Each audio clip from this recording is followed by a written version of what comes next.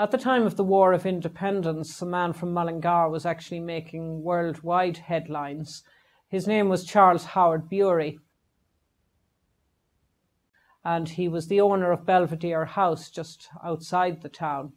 Colonel Howard Bury was a British Army officer, and he was also a mountaineer and an explorer who travelled widely in China and Burma and India before the First World War.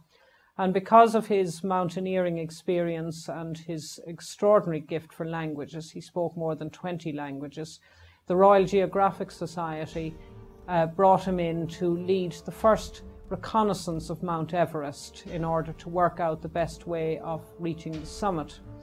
In 1920, Colonel Howard Bury travelled to Tibet. He met with the then Dalai Lama, got letters from him, allowing him and his expedition to travel freely through Tibet and to get help from the Tibetan people when they needed it. And in early 1921, the Everest reconnaissance began.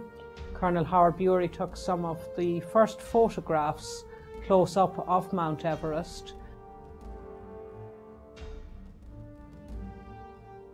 Those in the climbing party with him included Mallory, who 3 years later would be killed while trying to reach the summit of Everest. And as well as taking photographs and working out a route to the summit, Colonel Howard Bury also was told about a mysterious figure seen in the mountains area, and this of course was what became known as the Abominable Snowman.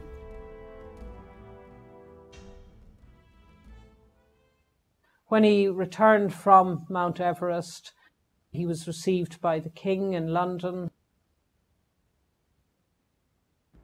He wrote an account of the Everest reconnaissance, and he became famous right across the world. Newspapers on every continent wanted to know about Mount Everest, and particularly about the Abominable Snowman.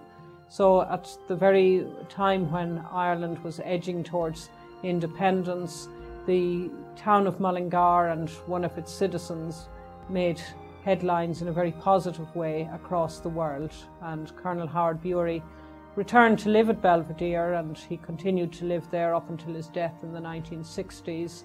He was very generous to local charities in Mullingar and became one of the town's most respected citizens.